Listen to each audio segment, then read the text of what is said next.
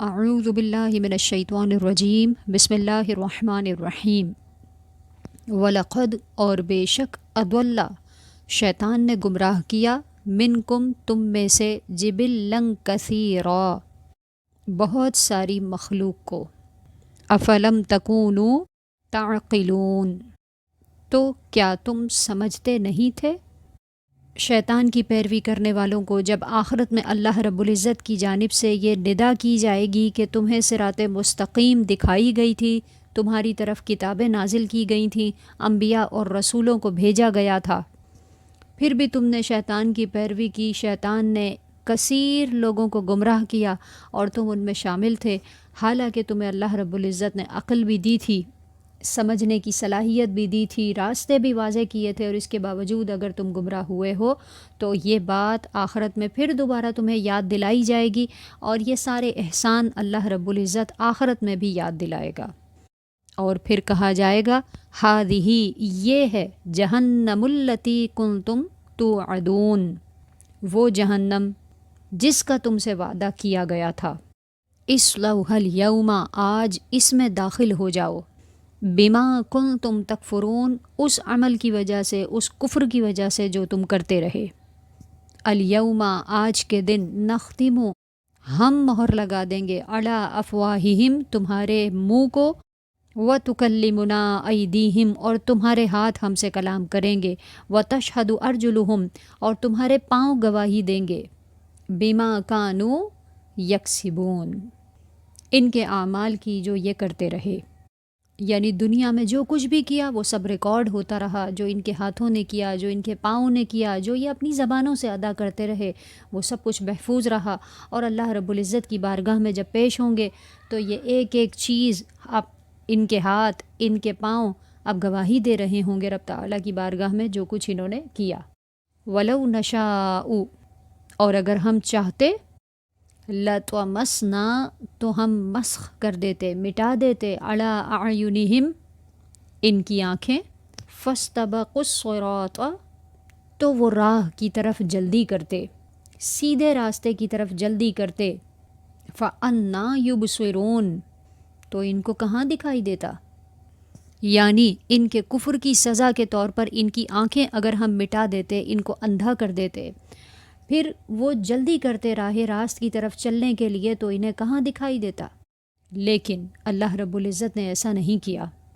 اس نے اپنے فضل اور اپنے کرم سے ان کی آنکھ کی نعمت کو ان کے پاس باقی رکھا، ان کے جرم کے باوجود، ان کے کفر کے باوجود، تو اب ان کے اوپر لازم ہے کہ ان آیات کو پڑھنے کے بعد شکر گزاری کریں اور کفر میں مبتلا نہ ہوں۔ وَلَوْ نَشَاءُ اور اگر ہم چاہتے، لَمَسَخْنَاهُمْ تو ان کی صورتیں تبدیل کر دیتے، عَلَىٰ مَكَانَتِهِمْ انہی کی جگہ پر، یعنی جہاں یہ موجود ہوتے وہیں ان کی صورتوں کو تبدیل کر دیا جاتا ان کے کفر کی وجہ سے، فَمَا اسْتَطَاعُوا مُضِيًّا تو وہ ایسی حالت میں آگے نہیں بڑھ سکتے تھے، وَلَا يَرْجِعُونَ اور پیچھے بھی لوٹ کر نہیں جا سکتے تھے، یعنی دنیا میں ہی اگر ان کے کفر کی وجہ سے ان کی صورتوں کو بدل دیا جاتا، جیسے بندر بنائے گئے اور جیسے دیگر مخلوق میں اللہ رب العزت نے صورتوں کو تبدیل کر دیا، انسانوں کی صورتیں بدل کر کسی کو سور بنا دیا، کسی کو بندر بنا دیا، اگر ان کے ساتھ بھی اللہ رب العزت یہ معاملہ کر دیتا تو پیچھے لوٹ کر اپنی حالت کی طرف نہیں جا سکتے تھے۔ آج جس سزا کا یہ تقاضا کر رہے ہیں کہ اگر آپ عذاب کا ذکر کر رہے ہیں تو کہاں ہے وہ عذاب، ہمیں دکھائیے، اگر کفار اس قسم کی گفتگو کر رہے ہیں تو اگر وہ عذاب آ جائے تو ان کی حالت یہ ہوگی کہ نہ یہ آگے بڑھ سکیں گے اور نہ ہی پیچھے پلٹ کر جا سکیں گے۔ وَمَن نُعَمِّرْهُ اور جس کو ہم لمبی عمر دیتے ہیں،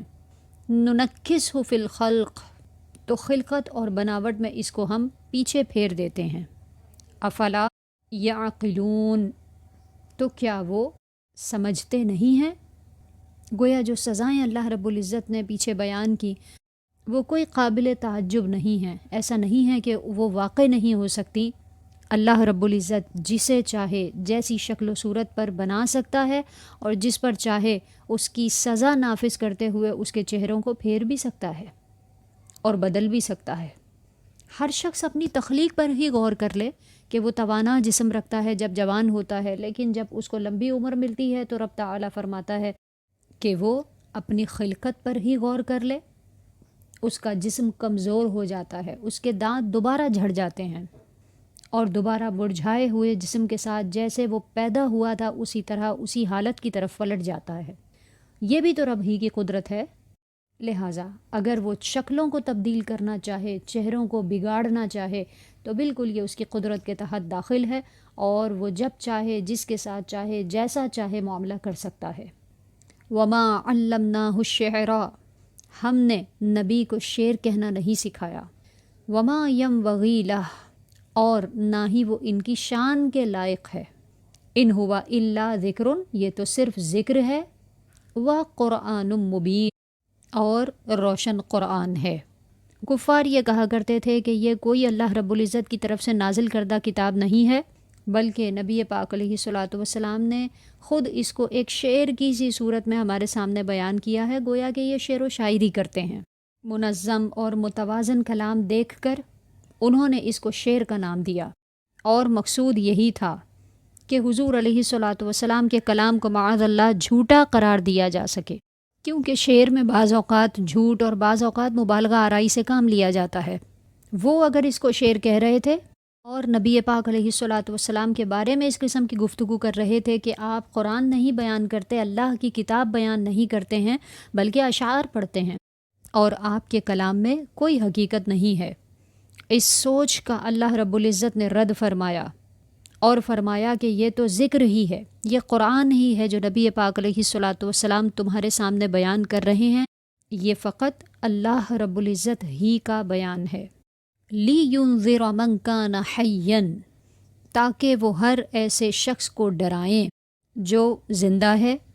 وَيَحِقَّ الْقَوْلُ، اور بات ثابت ہو جائے، علی الکافرین، کافروں پر، کافروں کے لیے حجت قائم ہو جائے اور مسلمانوں کے لیے رجوع الی اللہ اور خوف خدا کا سامان ہو سکے۔ الم یروا، کیا انہوں نے نہیں دیکھا، انا خلقنا لہم مما عملت ایدینا انعاما، کہ ہم نے اپنے ہاتھوں کے بنائے ہوئے چوپائے ان کے لیے پیدا کیے، فہم لہا مالکون، تو یہ ان کے مالک ہو گئے۔ حقیقی مالک تو اللہ رب العزت ہے اور مجازی مالک یہ خود بن گئے۔ وَذَلَّلْنَاهَا لَهُمْ فَمِنْهَا رُكُوبُهُمْ، اور ہم نے ان چوپایوں کو ان کے تابع کر دیا، تو یہ ان چوپایوں سے کچھ اپنی سواریاں حاصل کرتے ہیں۔ وَمِنْهَا يَأْكُلُونَ، اور کچھ جانور ایسے ہیں جن سے یہ کھاتے ہیں۔ وَلَهُمْ، اور ان کے لیے، فیہا، اس میں، منافع ہیں، فائدے ہیں، ومشارب، اور پینے کی چیزیں، یعنی جانوروں سے دودھ بھی حاصل کرتے ہیں۔ افلا یشکرون، تو کیا یہ لوگ شکر ادا نہیں کریں گے؟ یہاں بھی اللہ رب العزت نے مزید اپنی نعمتوں کا ذکر فرمایا کہ جن جانوروں کے ذریعے یہ خوراک بھی حاصل کر رہے ہیں، یہ اس کو سواری بھی بنا رہے ہیں، اپنے پینے کے لیے ان سے دودھ بھی حاصل کر رہے ہیں، یہ اللہ کی تخلیق ہیں۔ یہ جو آج یہ بات کر رہے ہیں کہ یہ ہمارے جانور ہیں، تو ظاہر ہے کہ یہ جانور انہوں نے خود بنائے نہیں ہیں، ان کی تخلیق انہوں نے نہیں کی ہے، تخلیق تو رب تعالیٰ نے ہی کی ہے، لیکن اللہ رب العزت نے ان کو ان جانوروں کا مجازی مالک بنا دیا۔ اس کا مطلب یہ ہوا کہ ملکیت کی نسبت کسی شخص کی طرف مجازی طور پر کر دینا یہ شرک نہیں ہوا کرتا۔ اسی طرح کسی جانور کو کسی بزرگ کے ایصال ثواب کے لیے ذبح کرنا بھی شرک نہیں ہوتا ہے،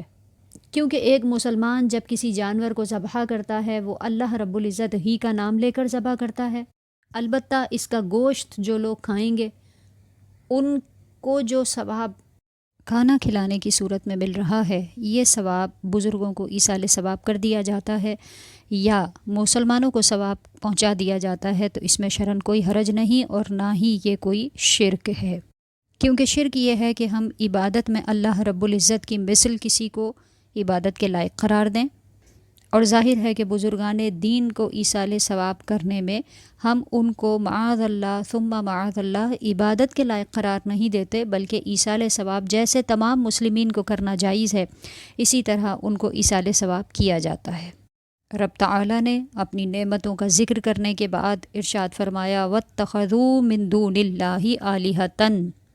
اور انہوں نے اللہ کے سوا اور معبود بنا لیے، لعلہم ینصرون،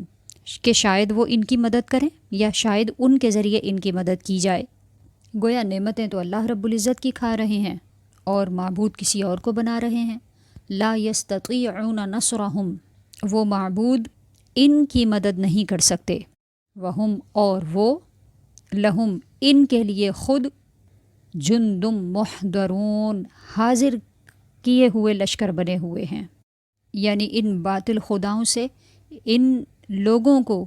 کچھ بھی حاصل نہیں ہو رہا، ان مشرکین کو کچھ حاصل نہیں ہو رہا ہے،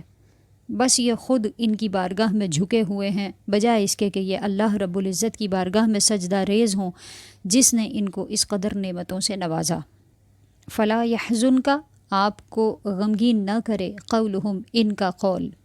ان کی بات، انا نعلم، بے شک ہم جانتے ہیں، ما یسرون، جو وہ چھپاتے ہیں، وما یعلنون، اور جو وہ ظاہر کرتے ہیں۔ وہ ایمان لانا چاہتے ہیں یا ایمان لانا نہیں چاہتے، یا آپ کی بارگاہ میں آ کر ایمان کو ظاہر کرتے ہیں مگر دل میں کفر کو چھپائے ہوئے ہیں، اللہ رب العزت ان کی ظاہر اور باطن کی کیفیت کو جاننے والا ہے، لہٰذا آپ ان کے رد عمل سے غمگین نہ ہوں، ان کی جفائیں آپ کو پریشان نہ کریں، آپ علیہ الصلاۃ والسلام مطمئن رہیے۔ رب تعالیٰ ان کے اعمال کو جاننے والا بھی ہے اور ان کو اس کا بدلہ عطا فرمانے والا بھی ہے۔ اولم یر الانسان، کیا انسان نے نہیں دیکھا، انا خلقناہ من نطفۃ، کہ ہم نے اس کو ایک نطفے سے پیدا کیا، ایک قطرے سے پیدا کیا، فاذا ہم خصیم مبین، تو پھر وہ کھل کر جھگڑا کرنے والا ہو گیا، یعنی اللہ کی بارگاہ میں عذر پیش کرتا ہے، حالانکہ اللہ رب العزت نے اس کو ایک قطرے سے پیدا فرمایا ہے۔ وَضَرَبَ لَنَا مَثَلًا، اور ہمارے سامنے مثال دیتا ہے، یعنی اللہ کی بارگاہ میں مثال پیش کرتا ہے۔ وَنَسِيَ خَلْقَهُ، حالانکہ اپنی تخلیق کو یہ بھول گیا۔ قَالَ، اور کہتا ہے، مَن يُحْيِي الْعِظَامَ، کون ہے جو ہڈیوں کو زندہ کر دے گا، وَهِيَ رَمِيمٌ، حالانکہ یہ اب بالکل گل چکی ہیں۔ اس طرح سے اللہ رب العزت کی بارگاہ میں سوال کرتا ہے، اس رب سے سوال کرتا ہے جس نے خود اس کی تخلیق کا انتظام فرمایا۔ قل، آپ فرما دیجئے، یحییھا الذی انشأھا اول مرہ، ان ہڈیوں کو وہی زندہ کرے گا جس نے پہلی بار انہیں بنایا تھا، وہوا، اور وہ، بکل خلق علیم، ہر پیدائش کو جاننے والا ہے، جس نے بغیر کسی سابقہ مثال کے تمہیں بنا دیا، جس نے ایک قطرے سے تمہارے اتنے بڑے وجود کو بنا دیا، وہی رب تمہاری گلی ہوئی ہڈیوں سے تمہیں دوبارہ زندہ کر دے گا۔ الذی جعل لکم من الشجر الاخضر نارا، جس نے تمہارے لیے سرسبز درخت سے آگ نکالی، فَإِذَا أَنْتُم مِّنْهُ تُوقِدُونَ، تو اس آگ سے پھر تم جلاتے ہو۔ عرب میں موجود دو درختوں کا ذکر یہاں پر کیا گیا کہ وہ عرب کے جنگلوں میں کثرت سے پائے جاتے ہیں، اور ان کی خاصیت یہ ہے کہ جب ان کی سبز شاخیں کاٹ کر ایک دوسرے پر رگڑ دی جائیں،